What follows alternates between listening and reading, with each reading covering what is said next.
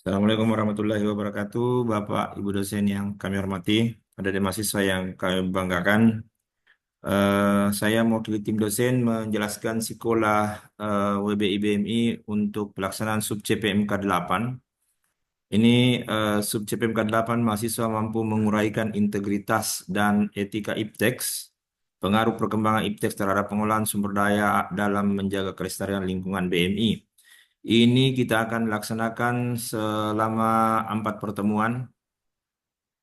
Ya, 4 pertemuan. Karena ini metode pembelajarannya PJBL, eh, ada 20 poin, sangat tinggi poinnya. Dan ini dahulu tentu dengan perencanaan, ada identifikasi masalah. Dari situ kemudian nanti disusunlah produknya. Eh, Pekan ke-14 itu aktivitas mandiri. Tidak ada perkuliahan di kelas, tapi mahasiswa melakukan observasi dan seterusnya. Nanti pekan ke-15 dan 16 itu ada presentasi pelaporan produknya. Nah, di sini ada didahului tentu dengan tugas individu dan identifikasi masalah. Nanti di uploadnya di menu ini. Sementara produknya itu tidak di-upload di sekolah karena itu tentu berat, sehingga nanti di-uploadnya di Google Drive yang dibuat oleh ketua kelas. Nanti disatukan dengan produk PJBL untuk budaya maritimnya. Dosen hanya memberi nilai di sini, memberi nilai manual dari keaktifannya di pekan ke 13 sebanyak 2 poin, lalu kemudian presentasi produknya 10 poin, produknya sendiri 5 poin, jadi 17 poin. Tapi ini nilainya 0 sampai 100. Nanti sistem yang akan mengkonversi menjadi 17. Baik, saya coba buka di foldernya. Di sini ada PDF yang mahasiswa dan Bapak Ibu dosen bisa lihat tentang bagaimana sih pelaksanaan PJBL itu. Jadi ini pekan ke-13, ada KM dan KPT-nya, tentu mahasiswa buat tugas individu. Ini di luar kelas 4 jam per pekan. Kemudian nanti ini terkait dengan pembangunan berkelanjutan. Eh, Pembangunan tanpa kemiskinan sampai pembangunan dengan kemitraan untuk mencapai tujuan. Ini menguraikan tujuan pembangunan berkelanjutan. Nanti anggota kelompok 1 di tujuan ke-9, anggota kelompok 2 di tujuan ke-13, kemudian anggota kelompok 3 di tujuan ke-14, anggota kelompok 4 di tujuan yang ke-15. Bagaimana menguraikan itu? Cari bahannya, buat paper individu.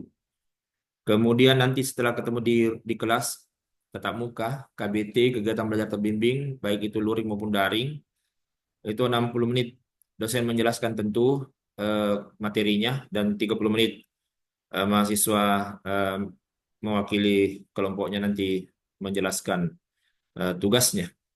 Nah, nanti di pekan ke-14 itu tidak ada perkuliahan mandiri.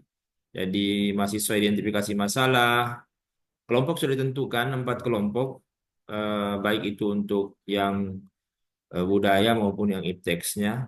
Kemudian di sini ada kegiatan mandiri tentu mengumpulkan data observasi, wawancara tokoh, studi literatur.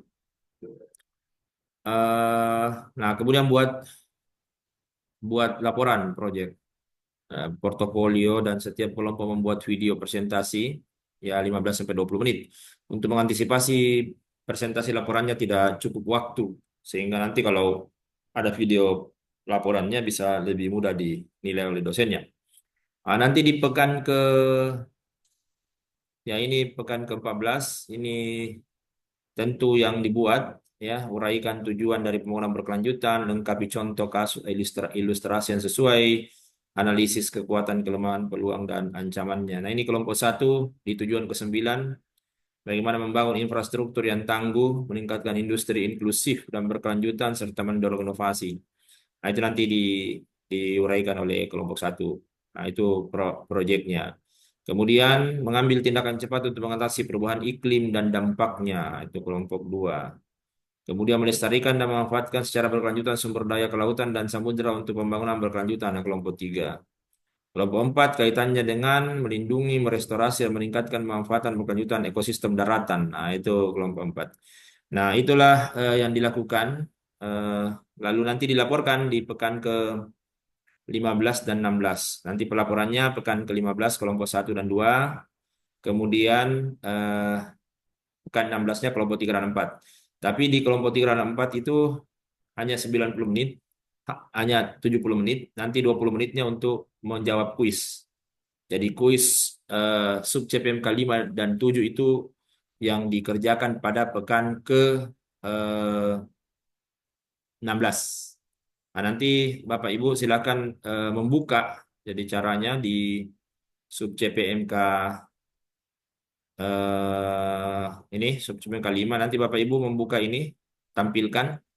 Nanti mahasiswa bisa lihat dan menjawab. Bapak Ibu bisa mengedit soal di dalamnya, tapi ditutup kembali setelah mahasiswa menjawab. Nanti dibukanya pekan ke-16 Bapak Ibu agar bisa seragam. Sama juga dengan sub CPMK ke-7, ini dibuka jadi 2 pertanyaan saja 20 menit, ya masing-masing 10 menit mahasiswa menjawab soal tersebut. Sekali lagi, soalnya bisa diedit oleh Bapak Ibu eh, untuk kemudian eh, dijawab oleh mahasiswa. Tapi soal ini standar sesuai dengan sub CPMK yang ada, kan ada modul yang sudah dibuat oleh teman-teman. Dari situlah kita mengambilnya. Oke, saya pikir itu untuk penyampaian sub CPMK ke-8. Terima kasih. Assalamualaikum warahmatullahi wabarakatuh.